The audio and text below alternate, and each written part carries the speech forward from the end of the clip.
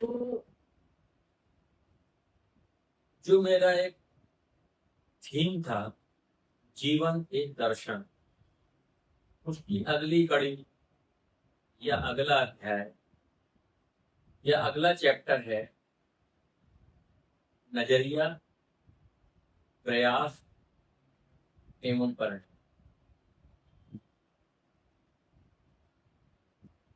कहने का मतलब यह है कि जो चीज हम किसी भी चीज में या किसी भी अवसर में या किसी भी इंसान में या किसी भी परिस्थिति में या किसी भी माहौल में देखना चाहते हैं,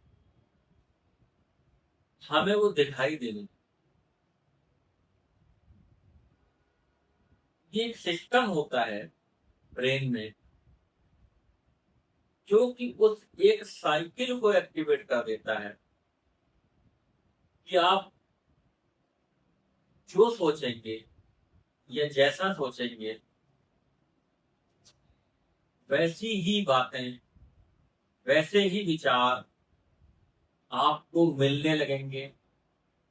सामने वाला इंसान या सराउंडिंग्स या परिस्थितियां आपको वैसी ही लगने लगेंगी, और उस पर भी फिर ये निर्णय आपको लेना ही पड़ता है, या आपकी किस्मत के हिसाब से कुदरत दिलवाती है कि आपको क्या करना।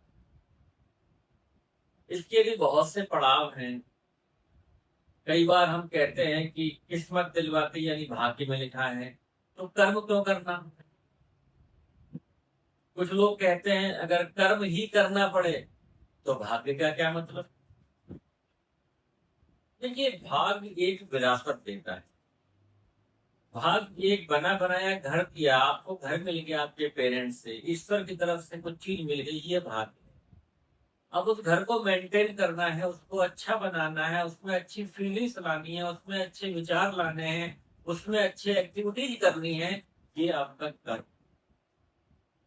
तो कहने का मतलब यह है कि भाग्य और कर्म मिलके ही आपको सही डायरेक्शन देते हैं, आपको मकसद दिखाते हैं। एक छोटी सी कहानी है कि एक गांव में एक गरीब परिवार रहता था। उन्होंने निर्णय किया कि चलो हम अपने बेटे को पढ़ने के लिए गुरुकुल भेज देते हैं, या अच्छी जगह स्कूल में या इंस्टीट्यूट में भेज देते हैं उस समय के हिसाब से,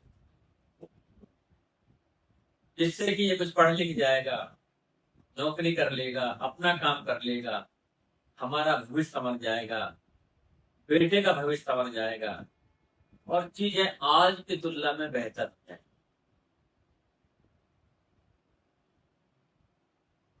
तो नजरिया चेंज यहाँ से भी होता है कि उन्होंने सोचा इसका भविष्य समझ जाए और चीजें बेहतर हो जाएं, बिना किसी को नुकसान पहुंचाए।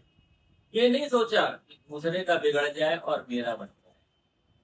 तो ये नजरिया है, आपकी निगाह किस चीज पर है। आप आगे चलो, इसकी हर कोई तारीफ करेगा, ईश्वर भी खुश होगा।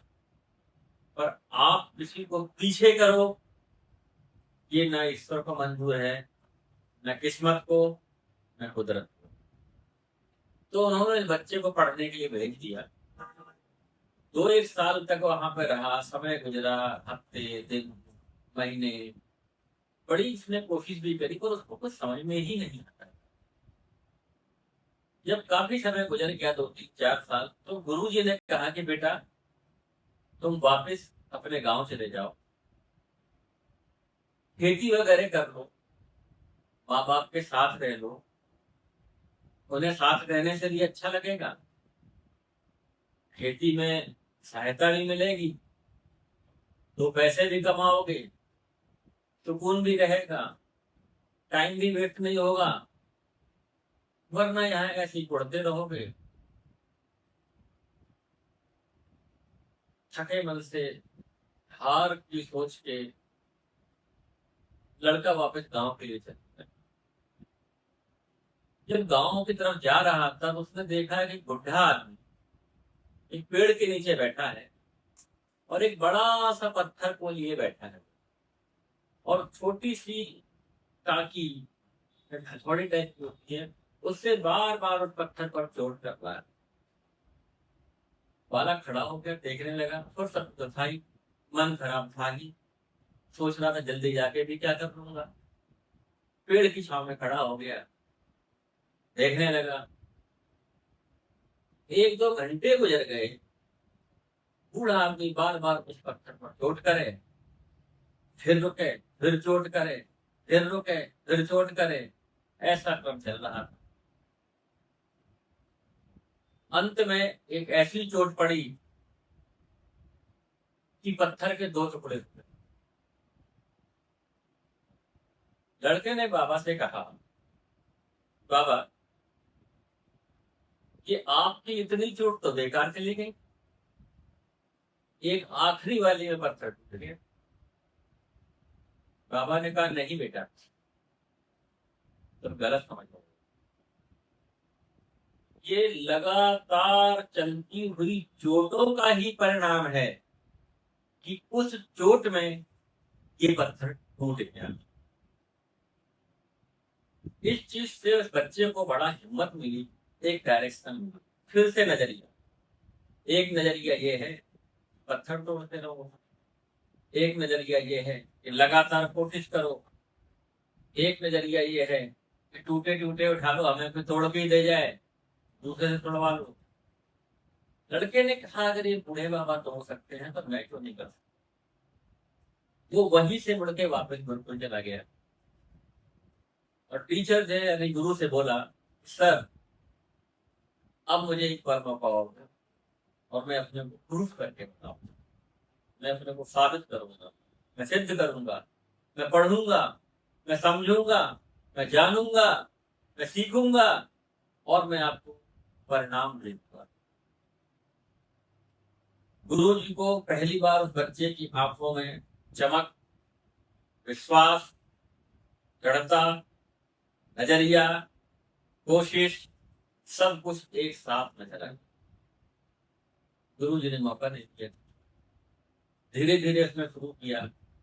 पहले उसको समझ में नहीं आता था, फिर उन चीजों में उसने ढूंढना शुरू किया, उनको समझना शुरू किया और वो धीरे धीरे करके उन सब चीजों को समझने लगा।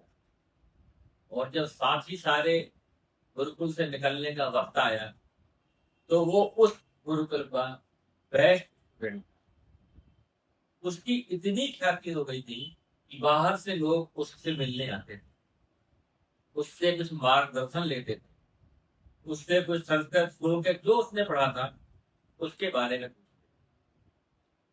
कहने का मतलब यह है कि आंखें खुली रखिए, आपके आसपास क्या हो रहा है, आपको सही चीज चुननी है, आपको सही रास्ते जाना है, आपको लगातार चलना है, लगातार करना है, लगातार कोशिश करनी है, लगातार टिके रहना है।